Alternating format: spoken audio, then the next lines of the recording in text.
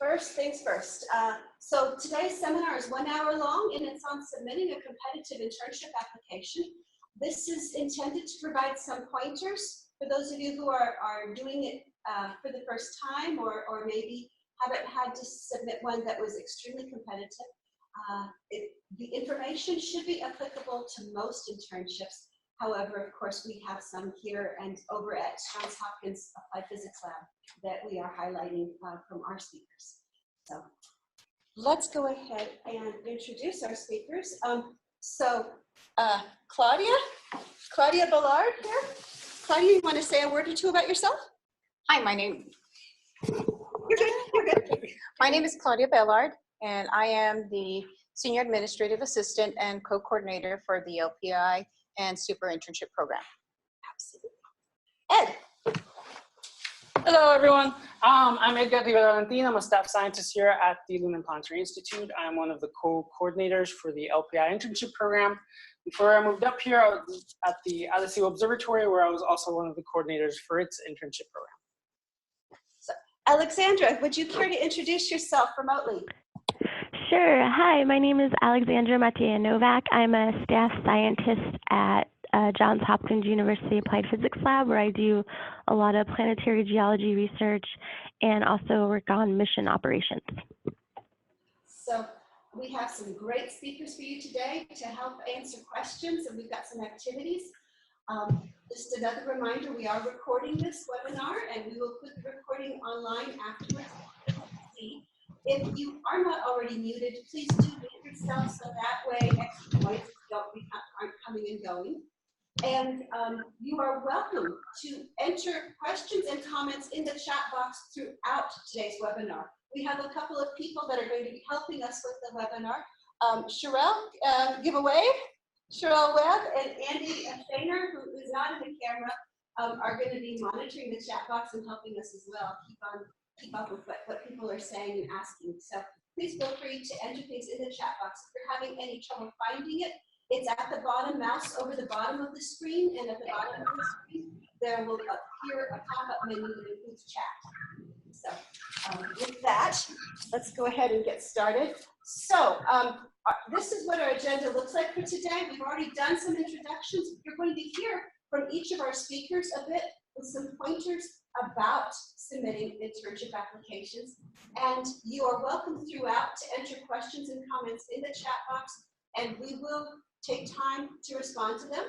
And then we're going to have a little bit longer, several minutes for Q&A. And then we're going to do some activities. We're going to give you examples of internship application pieces of resumes and letters and essays, and talk about how they could be improved. And then we'll have a few minutes, hopefully, at the very, very end for some final Q&A. So let's go ahead and get started. First person up is Claudia. Claudia, I'll let you stand. Hi, welcome again. And one of the things that we're going to talk about, I'm going to try to. You want me to move the slide forward for you? Yes, I'll do that. That would be great. Thank you. One of the things that we're going to talk about today is understanding the application requirements. There are a few things that I experience as a reviewer when the applications come through, and I would like to share this information with you to help you. One is read the internship webpage and application. Second is never skip over the frequently asked questions section. Yes, your questions there. And it would avoid receiving repeated information from the administrator. Know when the application deadlines are. It's very important that you know this. It will help you through the application. And you're going to ask me, how is this going to help you? It's going to help you when it will help you set up a timeline when to contact your advisor for a reference, or get your material as your transcript, or any other material that is required to apply for this internship. Are you applying for the right program? Sorry, let me go back. I skipped one. Know when the notification of selection. This is important. This is something some programs require for you to respond within days. Some internships will rescind if there is no response when that time frame is, if you don't respond within the time frame. So be mindful of those deadlines. So Claudia, basically what you're saying is that if they get notified that they were accepted but they don't respond, they lose it. They lose it. So keep that in mind. You don't want to pass up a great opportunity. Yes. Exactly. So keep aware of when you're supposed to be receiving that email. Correct. And watch your emails. Watch your emails. You do this. Some internship programs do contact you by phone. So keep that in mind. You see an incoming call and you don't ignore it. Don't ignore it. Let's go to the next. Are you applying for the right internship program? One of the questions that you should ask yourself, am I eligible? In order, let's say the LPI internship program, in order to be eligible, you is be able to obtain a clearance in a short period of time. Second, have a valid and current identification which meets the of the Real ID Act. So many of y'all may not know this, but it's something that we come across too, that interns will apply and they don't have the proper identifications or driver's license, and that can prevent them from participating in the program. Now, next item on the list is, do you meet the required criteria? So for an example, we require for interns to have at least 50 semester hours of credit interested in pursuing career in science. And next item, are you available for those dates, meaning the dates of the internship? Some internships can be 10 weeks long, some can be 8 weeks long. So in order for you to realize the benefits of the program, you must be available in attendance between the start dates and end dates. Next slide. Do's and don'ts. Do tailor your application to the internship opportunity and explain why you are the best candidate and what you can bring to the role. And we'll be going into more detail on that. Right, we'll go into more detail. My apologies. Not at all. Highlight your skills in education and professional experience. If you have achieved a grade point average, let's say 3.5 or higher in academic honors while getting your degree, these are also achievements you should include. It's very important that you identify these because this can make you a stronger candidate. Demonstrate tangible, transferable skills are already developed, such as industry-specific certifications. So this could also mean soft skills in a way that communication, problem solving, team working are all examples of transferable skills. Absolutely. Next, no. Achievement to keep off your resume. Old and irrelevant achievements that do not apply to the role. While you likely may have achievements from your past that you are proud of, some may no longer be beneficial on the resume as you grow into your career. For an example, accomplishments from your childhood, high school might not be valuable information for employers if it doesn't apply to your role. If you're a recent college graduate, it is helpful that you include accomplishments from your time in school, such as academics, awards, and leadership positions. Avoid embellishing accomplishments on your resume. You may be asked to provide specific details about your accomplishments during your hiring process. And one of the things that our coordinators do is that you'll have a phone interview, and they will ask you to give specific details about your accomplishments. And they may also ask you that they'll be backtrack, apologize. Let's start again. You may be asked to provide specific details about your accomplishments during the hiring process. Additionally, employers may ask references from former employers to verify information you listed. If that information is false or exaggerated, you may be hurting your chances of a potential offer. And do think of the internship as a hiring process. Correct.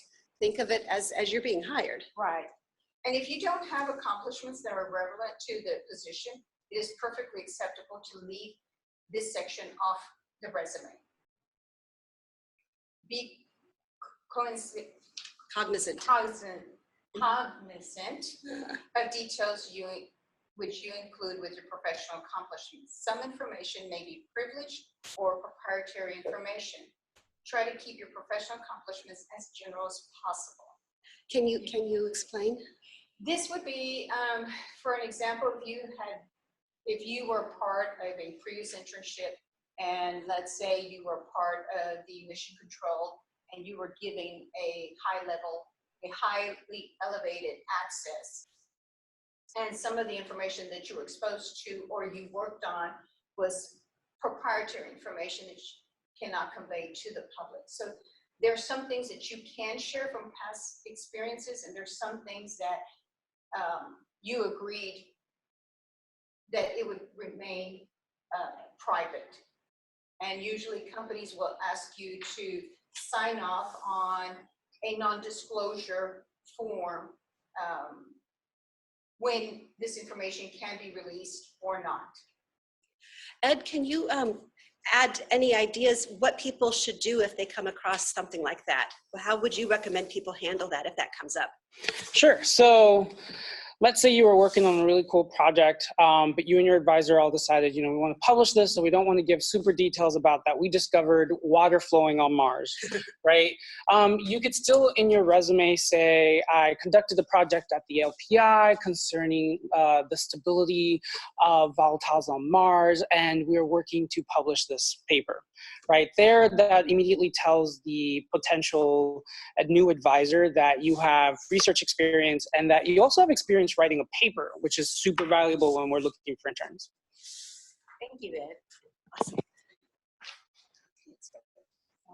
Identifying key and employable skills. Employable skills can be defined as transferable skills needed by individuals to make them employable, along with good technical understanding and subject knowledge. Employers often outline a set of skills that they may want from an employee. Let's start off with the following: effective leadership and management, good communication, planning and research, resilience, self-management, relevant work experience, teamwork, initiative, problem solving, computer and IT skills, organization skills, and leadership, and being reliable.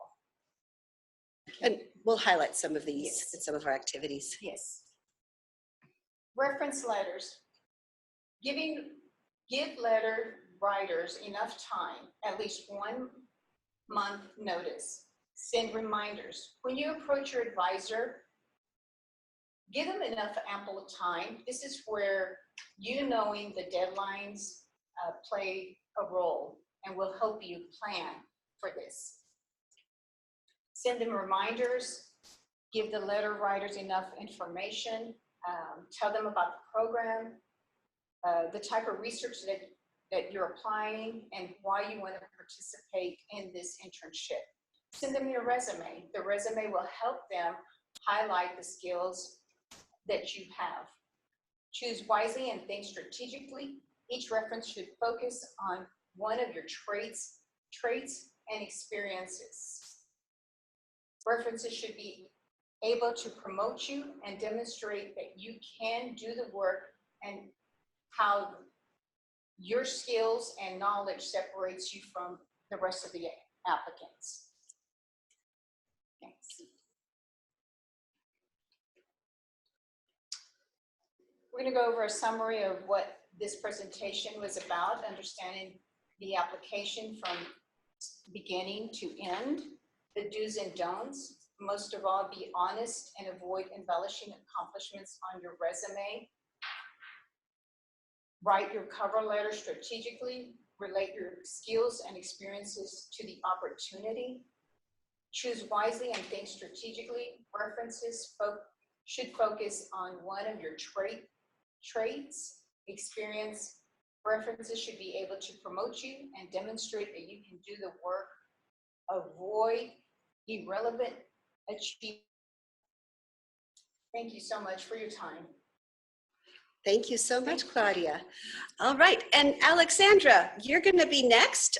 We're going to go ahead and move to your slide. I know that you can't see it, but you remember what it was. So your first slide here is about application essays. Alexandra is Yeah. Physics Lab. I'll let you talk. Sure. Sure. Yeah. No, I have the presentation open in front of me, so I've been kind of following along on my computer. So application essays. So some of the tips that have worked for me that I would share with other people is that reviewers can detect how enthusiastic you are about working at that particular place or on that particular project by you being specific in the ways that you want to contribute. So for example, if you are, for me, for example, when I was applying to the Hawaiian Volcano Observatory to do an internship there, I was really interested in gas geochemistry. And so I spoke specifically about how gas geochemistry is really important for understanding possible volcanic eruptions. So try and be specific with the science and how you yourself can contribute to it. And the same thing for that specific institution, mention that you want to work at this institution, mention the way that that institution contributes to overall science in the field that you're interested in. And so you want to be specific so they know that when you're applying to their institution and to work on their projects, you already know a lot about it, and that's something that you're really passionate about. So I think, I kind of gave an example at the bottom of something that we've had in our applications at APL, and kind of things that stand out to us is connecting what your interests are science-wise, again, with a mission. In APL's case, we do a lot of missions. So for here, the project would be working on a specific mission. And so the essay that the part of the essay that we got that was great was, I've always been interested in planetary geology. When I was young, I loved learning about rocks and minerals. I'm eager to learn more about the Dragonfly mission and its mission to explore Titan and learn more about habitability in extraterrestrial environments. So that's really specific, so those people know that you're serious about working on what they're working on. Let's see the next slide. If you do end up getting an interview, a lot of interview, especially an undergrad internship, at least the first interview for sure will be over the phone. So make sure that you're prepared for that. Some people are a little more nervous about talking on the phone, so just make sure that you're prepping yourself and you're looking, for ways to best communicate what you want to communicate over the phone if you don't have a chance to do it in person.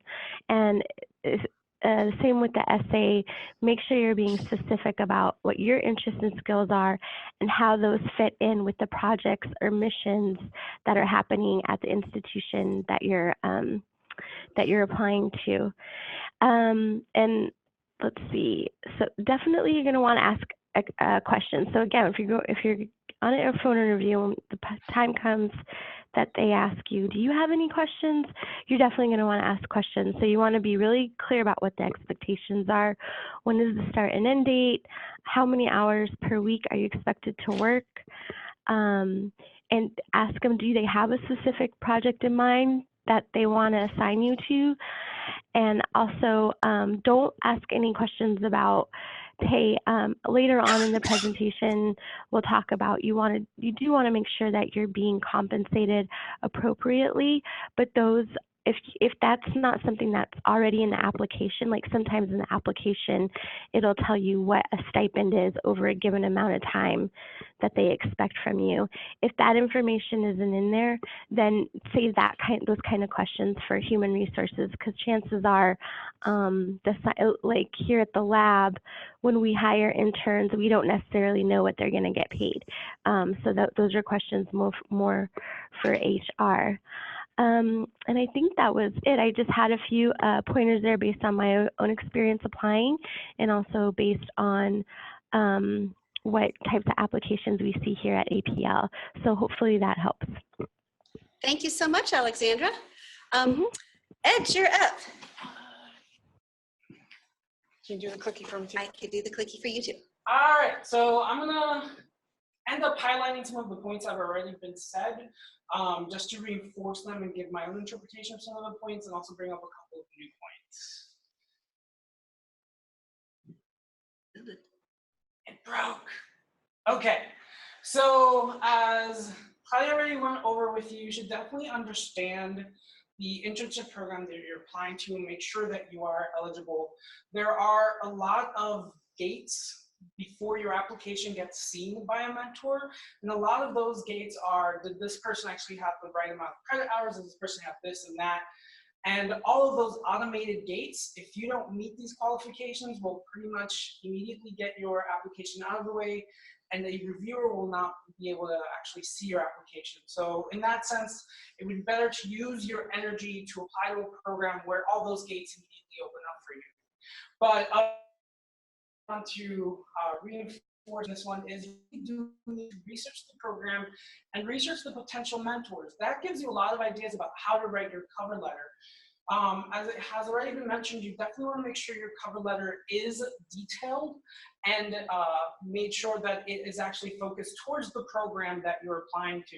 So here at the LPI, you can look through all of the scientists that are working here. You can see the type of research that we do. You can look at the research topics that are that would be offered for our internship program. Then you could talk about, I'm really interested looking at impact cratering, and I'm really liking the type of research that X person does, and I already have experience that allows me to be a good fit for these type of projects. Be that level of detail, and that does require you to spend that extra time doing the research on each of these programs that you're wanting to apply to, and to tailor your application. Next. Your cover letter and essay is super important. Whether it's something that you're actually writing as a cover letter, or if it's something that you are answering block questions. You have to remember that unlike your undergraduate application material, where you could see it as an essay and you could write it as an essay, these are job application letters. They're a whole different field. You're not going to tell a person, ever since I was a child, I really love to look up into space. That is an essay. This is a job application. You need to make sure to tell us why you stand out amongst all of the different applicants that we're receiving. Some of the programs, like at the LPI, receive over 500 applications. You have to stand out amongst those 500 people. And the best way is for you to come up and say, well, like I said, I'm really into impact cratering. I can do Python modeling. I know how to use MATLAB, or I know how to use this one instrument. I know how to use, I'm not an experimentalist, so suddenly I can't think of a cool instrument, but some type of spectrometer. Be that level specific. Also tell me, do you have writing experience? Because at the end of these programs, you're going to end up having to write an abstract to submit to a conference, or you're going to help your advisor write a paper to submit to a scientific journal. If you have scientific writing experience or any experience in technical writing, that already starts putting you ahead of the pack. You have to think of these type of skills, not only, I don't quite like the term soft skills because all skills are important, but all of your skills, how you can put them together to make you the best applicant. So make sure you're considering your abilities, and tell me not only, I am a leader, period. I know how to code in MATLAB, period. You have to go through your abilities and your skills and tell me how they pertain to the program. I'm a leader. And I'm the self-starter, which means I'm going to be able to take a project on my own with little support and be able to do my own literature review and go through this because I'm a leader and I have that self-starting abilities. If you have experience, we've already gone over, make sure that you don't provide irrelevant information inside these applications. But at the same time, if you, let's say, for example, in high school, I worked at McDonald's for several years until I became a manager there. You know what that tells people? That tells people that I know how to do time commitment, because in high school, I was also an honors student. I was able to graduate with high GPA and work at McDonald's and be a manager. Time commitment, I know how to do everything, balance my schedule. I'm able to show you that I have leadership skills. So I took that experience and I put it into the context of this application. So don't just tell me about it. If you think it's important, turn it around and tell me why is it important and how it makes you the better applicant. Also tell me about your aspirations. A lot of these internships are intended so that we are creating a pipeline of student researchers who eventually will become our future colleagues and scientists in the field. So I am looking for someone who's going to say, I'm eventually going to be one, I want to become an astrobiologist, or I want to become an astronomer, or planetary scientist. So if you have those type of aspirations, then I know, okay, then I definitely would want to work with you, because eventually you'll be part of this community, right? When you're working on your cover letter, that first paragraph and that last paragraph are incredibly important. All right, so when you're reading technical writing, a lot of the time you'll pick up a scientific journal paper, you might read the abstract, you might breeze through the introduction, skip all the way to the end and see the conclusions, right? And then maybe read the meat of the paper. Scientists, when they're reviewing your application, will carry that same mentality that we do when we're reviewing papers. We'll read that first paragraph. If you don't catch our attentions in that first paragraph, then that's it, you lost us. Make sure that first paragraph is an attention grabber and immediately sells your abilities and skills and shows me that you are probably the best applicant. And then after I read that first paragraph, I'll probably jump to the last part of your application and see how you conclude it. So then again, you have to make sure you wrap your application up, concluding everything, telling me, okay, I've demonstrated to you I have the following skill sets, and that makes me the best for this position. And the meat of your application letter, that's where you can go, I have coding skills, and then one paragraph about how those coding skills are, what languages you know, and how that makes you good candidate. Then the next paragraph, I am an independent researcher. So give me evidence about how you're an independent researcher and how that makes you the best candidate. That middle is the meat, but you really have to make sure you have an attention-grabbing first paragraph and still an attention-grabbing end paragraph. We've got a question for you and Alexandra and Claudia. How do we know when to include a cover letter? Some programs tell you explicitly, they ask for a cover letter, and others don't explicitly ask for one.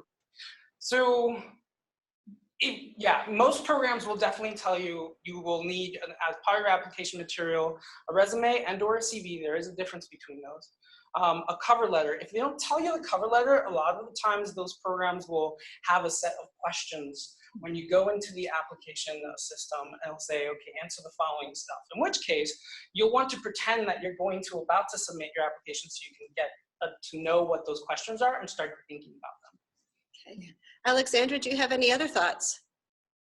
I would say if you're not sure, to include a cover letter, because cover letters are just really kind of a standard thing to submit with your resume or with your CV. So if you're not sure, I would just go ahead and prepare one and send it in anyways. Yes, thanks. Yes. Good question. Yes. Well, some programs, they have a section where they ask you to fill out the biographical sketch, and this is your opportunity to compress your CV into that section and highlight all your skills, and just shine from there. Yep. So, yeah. Pay close attention to those questions that you might have. Awesome. Okay. Next slide. Working on it. Here we go. All right, so some tips throughout your application process is make sure you're giving yourself enough time. So I'm reinforcing here what Claudia had already said, look at the application deadline and set yourself up for success. So that means not wait for the last minute. If you wait for the last minute, I'm sorry, your application is not going to stand out against someone who spent 6 months making sure the application is the very best.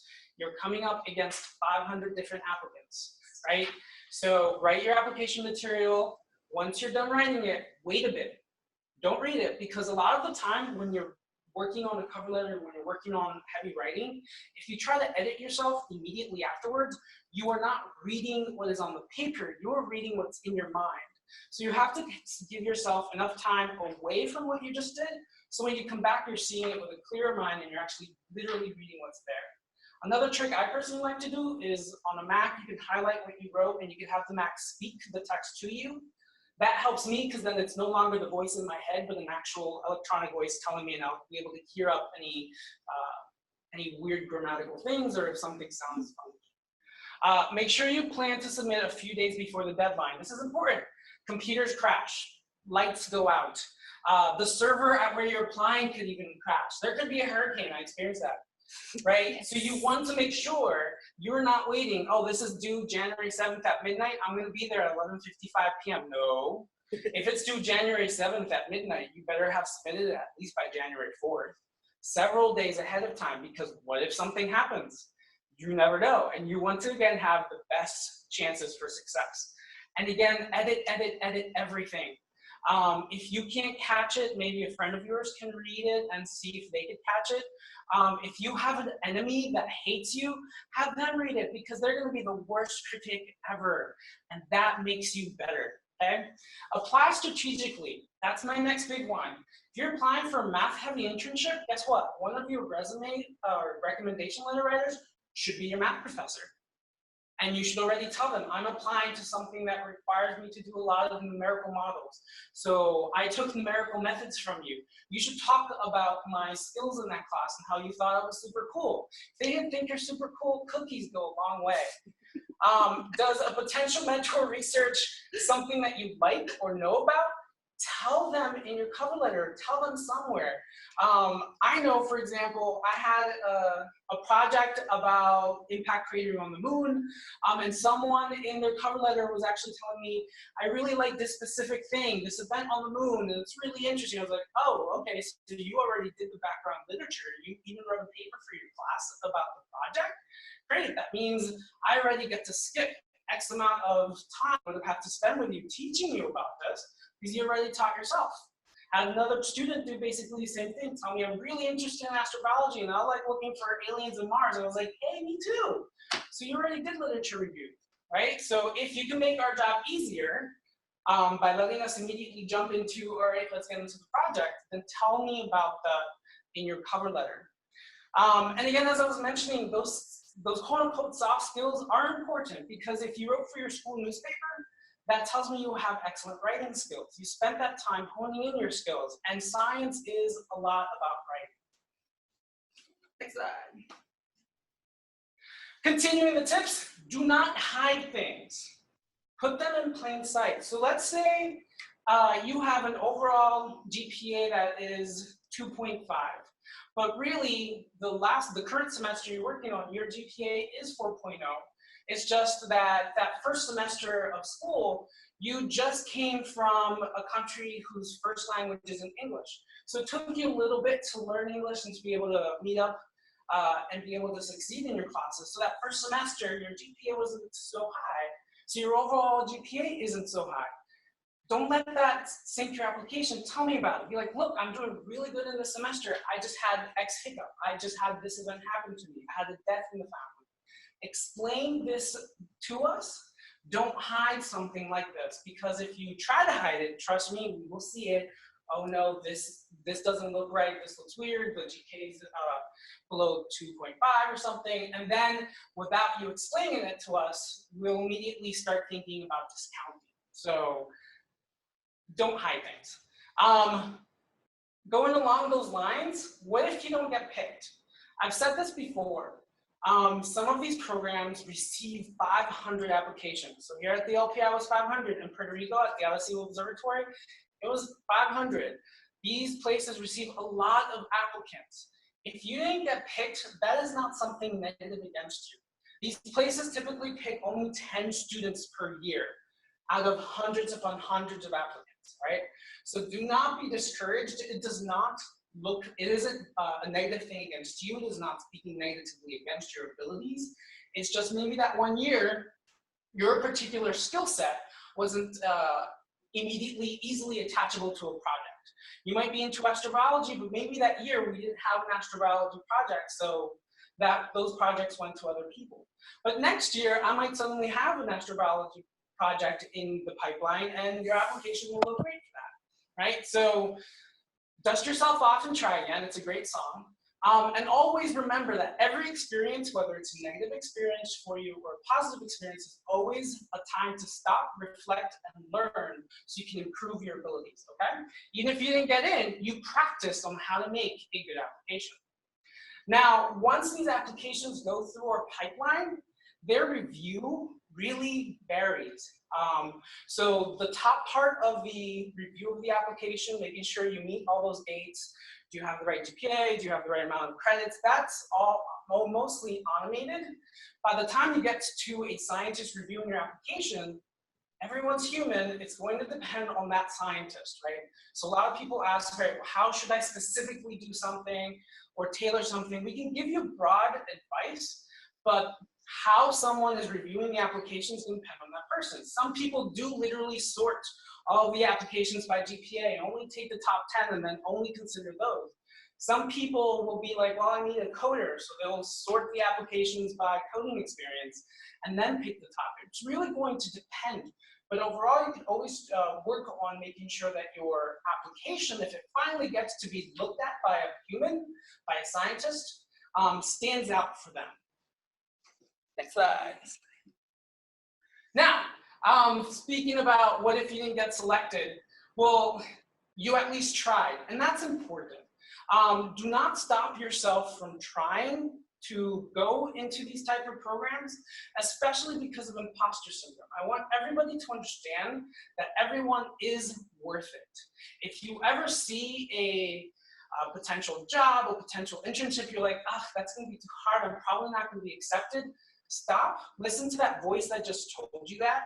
Take that energy that is telling you that you're not going to succeed, and take that potential energy that's holding you back and make it into kinetic energy. Make that energy useful so you can become better, so you can work better on your application. Take that as a drive. If that voice is telling you you're not worth it, then make yourself, power yourself up and make sure that, yes, by the end of this, my voice is going to switch from you're not worth it to no, I'm actually worth it. Look at all these awesome things I did. So when that imposter syndrome voice comes to you, stop, look, make it a stronger voice, take that energy, and understand that we all are telling you you are worth it. So here are a few steps in order to overcome imposter syndrome. I've taken this from some psychologists that I've heard online. You have to always acknowledge what you are feeling. Once you name the demon, you take the power away from that demon. You have to also understand that you shouldn't be comparing yourself to a bunch of people. You should always be comparing yourself to yourself a year ago. So you can look at how much you've become better, how much you have improved. You have to understand about stereotype threat, about how culture has certain cliches and stereotypes about how they expect you to act, and how that puts a pressure on you to think that is how you should act. So as a Latinx, should I even be in science? That's not the stereotype for me, right? So you still have to listen to that demon, acknowledge it, and overcome it, and turn that energy around and use it to become even a better person than you already are. So to summarize, make sure you understand your application, start early and finish early. Claudia said this, I am reinforcing this because it's super important. Give yourself enough time. Make sure you are submitting this well before the deadline because things can happen. Make sure you write your cover letter strategically and specifically tailored to that program. If you bring up names, people in that program, if you bring up projects that are happening in that program, that only makes your letter even better. You have to choose your reference letters wisely. Again, if you are applying to a math-heavy program, have your math professor do it. If it's physics-heavy, if it's monetary, if you're never going to do a lot of writing, maybe your English teacher, always think about those people in a strategic manner. They should be reinforcing what you already told the people in your cover letter. And always remember, do not filter yourself out because you are worth it. What we're going to do now is we're going to do a couple of exercises. The first one here is about how you can tailor your application a little bit better.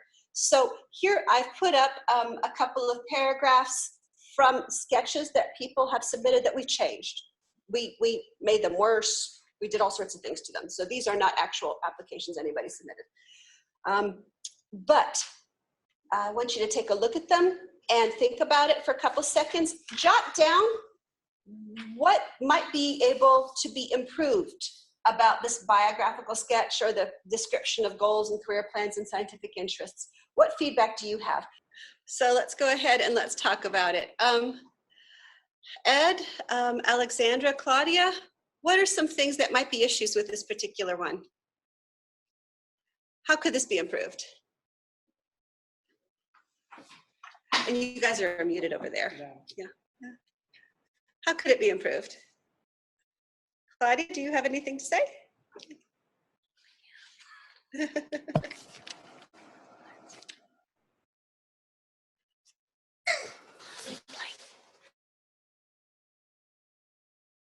I would say it's very, very vague. I just want to dump things in geology, geophysics, atmospheric science, anything that's related that happens on the planet. That is so broad. That doesn't really stand out for me, though I understand that some students at this stage might not exactly know what they want to do. You should still be a little bit more detailed in your item. Okay. Alexandra, do you have any thoughts to this page that you'd like to make? No, I'll just second that again, you know, find out what they're working on, where you're applying, find out what specifically they're working on, and speak to yourself being able to contribute to those projects specifically. So to those projects. So yeah, more specifics would help. Here we've got a summary of why somebody might want to participate. And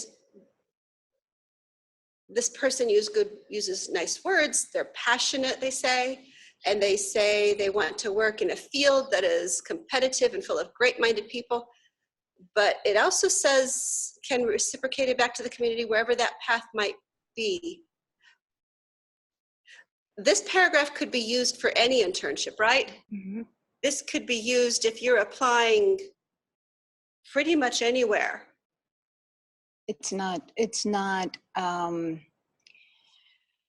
they're not writing it to that position. So it's vague and it's too general. It's too general. It sounds nice. They use nice words. Mm-hmm. They write well. Speak. So why should we pick you for this internship? Something specifically about you and this internship. I would disqualify it purely on the use of the exclamation point. So Andy doesn't like the exclamation point. I think I bug him. I use a lot of exclamation points. It's too general for me. To me, it's too general. It's not. They're not applying it to the application for the program that it is. Alexandra, do you have anything to add to that? No, that I pretty much agree with what everybody else said. So we're going to give you an example here of one that is a little bit more specific. So here's an example of a biographical sketch where somebody kind of stipulated all the stuff that would be in their resume, but for this particular application, they didn't get to submit a resume. So they talk a little bit about their background and about what they took in high school and in college and what their grades were, and a little bit about why. So not a huge amount, but again, I cut out some of the details there, you can tell, to make it shorter. So they have some specifics there. And they're specifically targeting one particular field, astrobiology in this particular case. And for this case, about their goals and career plans and scientific interest. Unlike the other example, this one wrote a lot, as you can see. I'm going to give you a couple seconds to look at the question here. Should they use act as Ed, Alexandra? What do you guys think? Active or passive voice? I would say active and identify, let's say that if they worked in the field, the experience that they've had in the field, what kind of equipment they used in the field. That's just an example, but I would say active and instead of this was done, I did this. Yeah. Yeah. Yeah. Alexandra, what do you think? I agree, active. I've always had a hard time. I tend to default to passive. So as Ed said, that would be another opportunity to have somebody else review what writing to make sure that you are writing in the active voice, because I know for some people, just a habit, they tend to write in passive voice. Like me, I do it all the time. So I would, if you're someone who's been told you tend to write in passive, I would check what you write with someone else to make sure you're writing in active. Yeah. Any other thoughts, Ed? No. Okay. Any feedback on this example? Any other comments on this example before we continue? One quick one. So the progression that you've seen here, do this very nicely detailed write-up. What I'll say is the bulk of the write-ups come in like that first part, no details at all. So if you already are doing something like that second example, there was a little bit of detail, you already are standing out. Okay. So any things that you have done, anything you participated in, projects, competitions, things that you're doing at school with a mentor, anything that applies specifically. If it doesn't apply, I earned a Gear Scout badge selling lots of cookies, maybe not. yeah, But things that apply. So here's an example, and this one was completely made up, of a resume or an application. I want you to think about ways that this could be a little bit stronger. How could this be? How could we improve on this?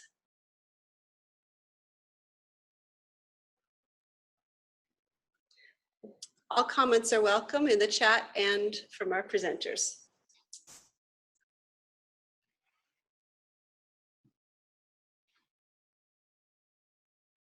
And as I mentioned, this was made up.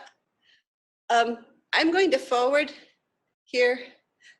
You can include details. What skills did you develop as a cashier? Did you win any, month of Employee of the Month awards?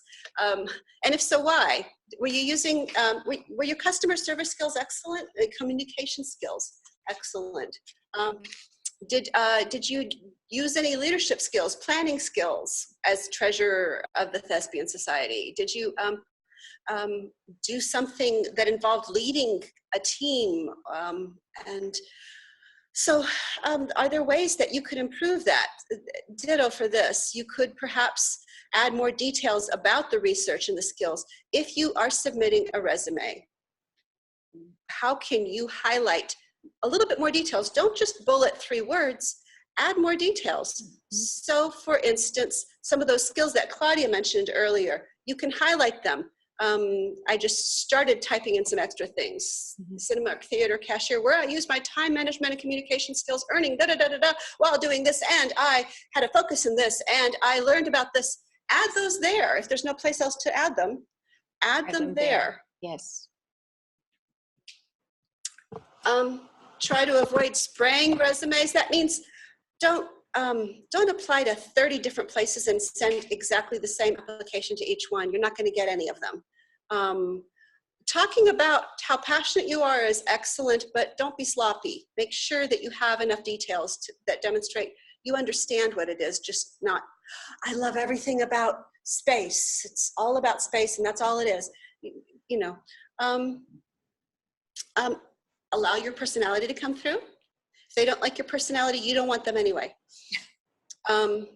Be specific about your accomplishments, your skills, and about the internship. So here's the letter. And this letter was a little bit vague. It does have universities and degrees and positions listed. How could this be better?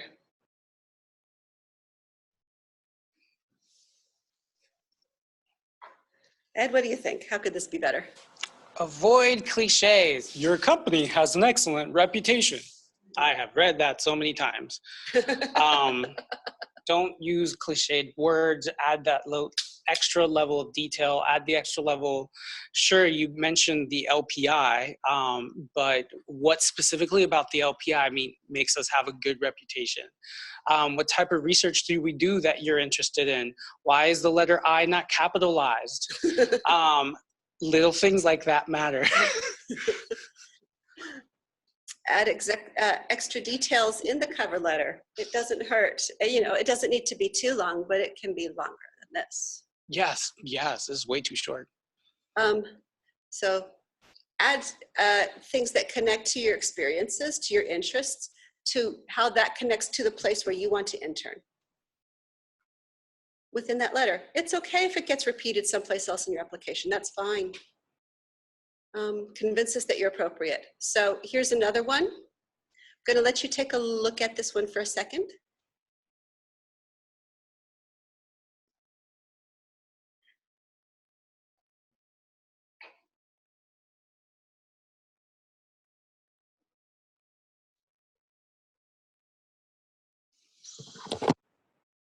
And I'm going to let you take a look at something that was a little different.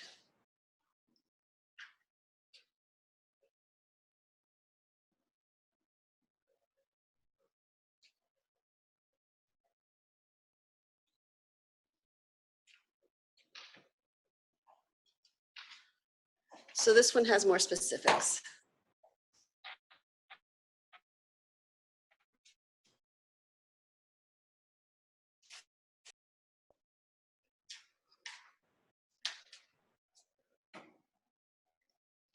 And in addition to that, a little more here.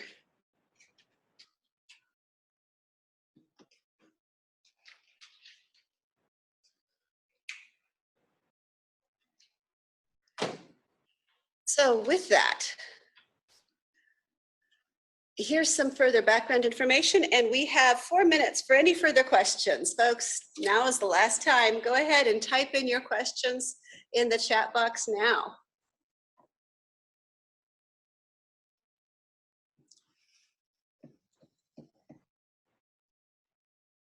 Clear as mud. Please do.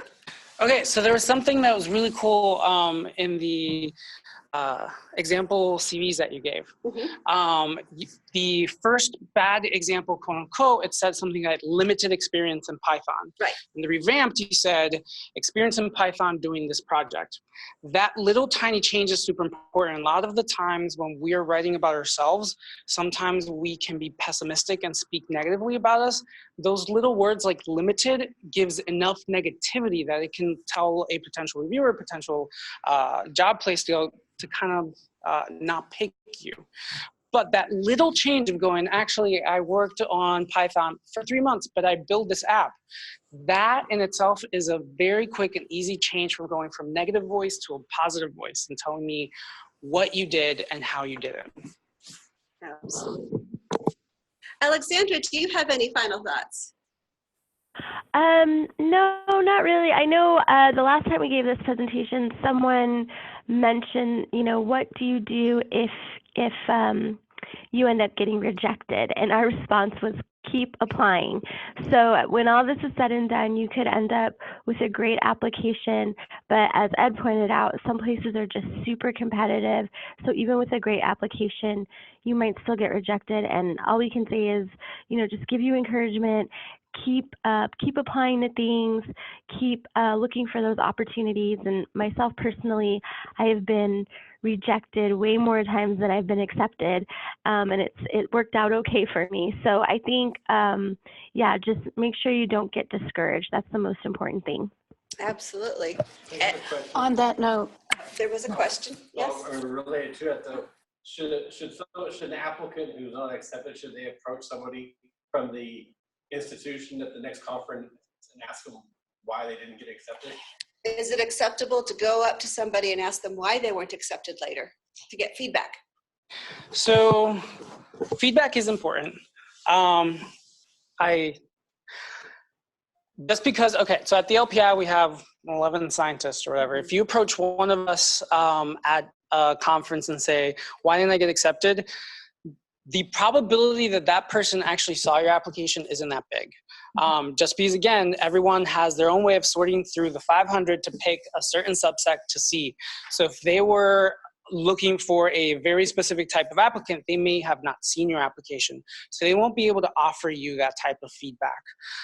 If you are looking for feedback on your application, what I would really strongly suggest you do is you take your application material, and a lot of universities have career development centers. Take it to them, have them review your application material. Their feedback will definitely help you become a better applicant.